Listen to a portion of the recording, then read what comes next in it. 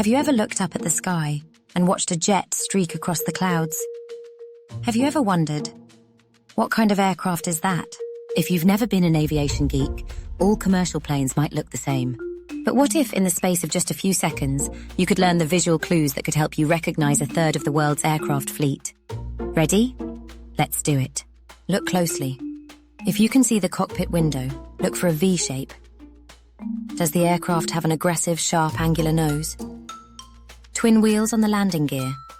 And is the tail cone blunt and stubby? If so, you're looking at a Boeing 737. This legendary aircraft comprises around 30% of the world's active commercial fleet. Congratulations, you can now identify them on sight. But let's not stop here. There's more to learn. Here's the point. With just a few simple visual cues, you can identify most aircraft in seconds, without needing to be an experienced plane spotter. Using some simple rules of thumb, we'll break down the essential features that help you recognize the majority of commercial aircraft with minimal effort. Before getting into specific models, let's start with the easiest distinction. First, we need to figure out if it's a narrow-body or a wide-body. Narrow-bodies have a single aisle, usually with 3 seats on either side, and are generally used for short to medium-haul flights. Think Boeing 737 or Airbus A320. If you see a smaller aircraft with just one row of doors ahead of the wings, it's probably a narrow-body. Wide-body aircraft have 2 aisles and are mostly used for long-haul routes. These include Boeing 787s, 777s, and Airbus A350s, or the giant A380s. The easiest clue? Well, they're just bigger. But they also have 2 rows of doors ahead of the wings and a much thicker, rounder body. Here's a giveaway. If you see a plane at a gate with 2 jet bridges, it's almost certainly a wide-body. If you can't get a clear view of all that, sneak a look at the landing gear. Narrow bodies have twin wheels on their legs, while wide bodies, being heavier, need more support and have lots of wheels on each leg. Once you know whether it's a narrow body or wide body, the next step is recognizing the manufacturer. Is it a Boeing or an Airbus? The long-running tussle between Boeing and Airbus dominates the commercial aviation world, and if you know what you're looking for, their aircraft have distinct design languages.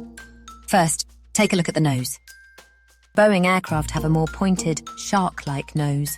Think of a smooth, streamlined design.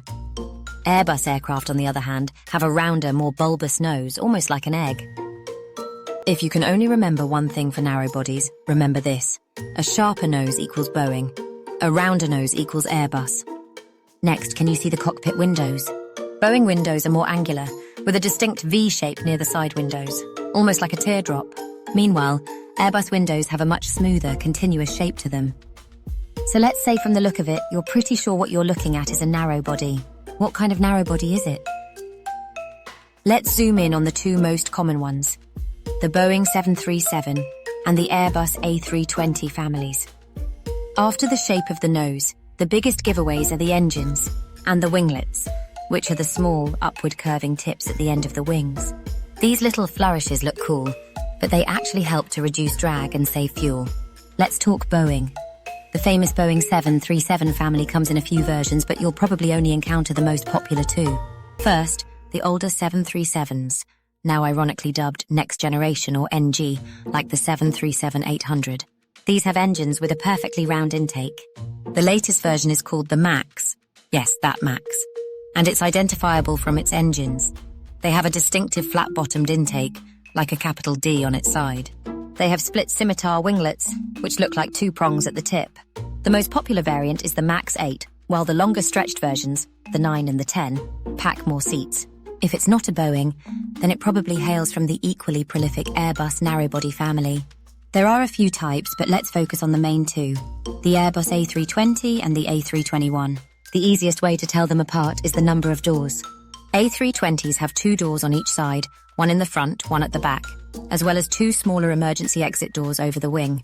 A321s are longer, as they're a more stretched version of the A320, and so have 4 doors on each side, although some Neo variants also have 2 little emergency exit doors over the wings.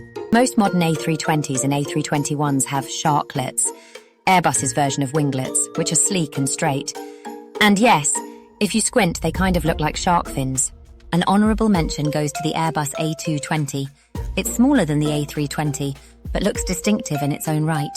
This aircraft has a very streamlined nose, and 4 cockpit windows that look like a zigzag.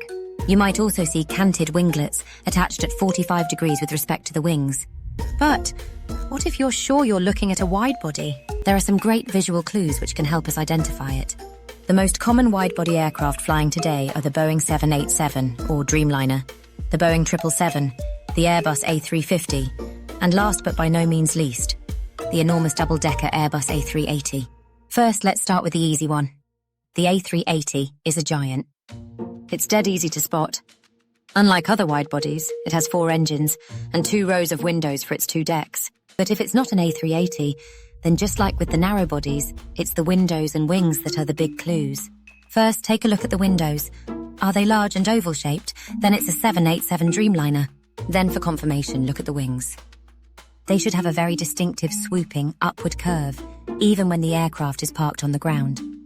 If you don't think it's a 787, then glance at the cockpit window. The easiest way to recognize an Airbus A350 is the raccoon eyes.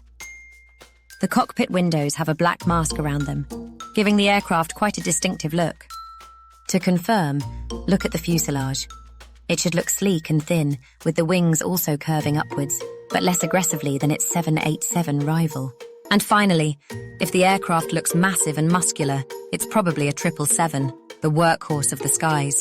Unlike the 787 and A350, the 777 has rounder engines, no raccoon mask, and a more traditional wing shape. But wait, the newest 777X models have folding wingtips.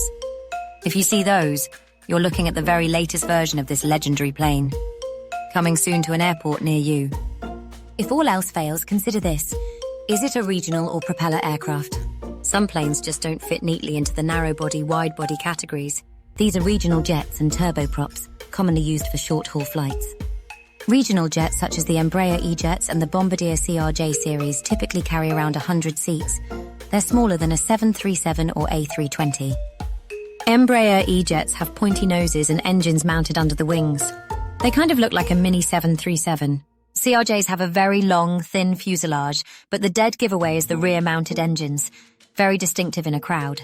And finally, if it has propellers, it's a turboprop. There are only 2 kinds you really need to be aware of, and they're quite easy to tell apart. The ATR has a softer, rounder nose and a smooth fuselage, while the Dash Q400 has a sharper nose and a more aggressive stance. These planes are common for island hops and short regional flights, so you probably won't find them at the bigger airports. But if you're still unsure about what you are looking at, take a mental step back. Consider the airline operating it. Southwest Airlines.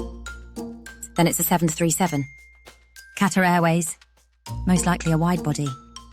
Also, how big does it look compared to nearby aircraft? A smaller aircraft at a busy airport is likely a regional jet, while a massive one is probably a widebody long-haul plane. Aircraft design is slowly evolving.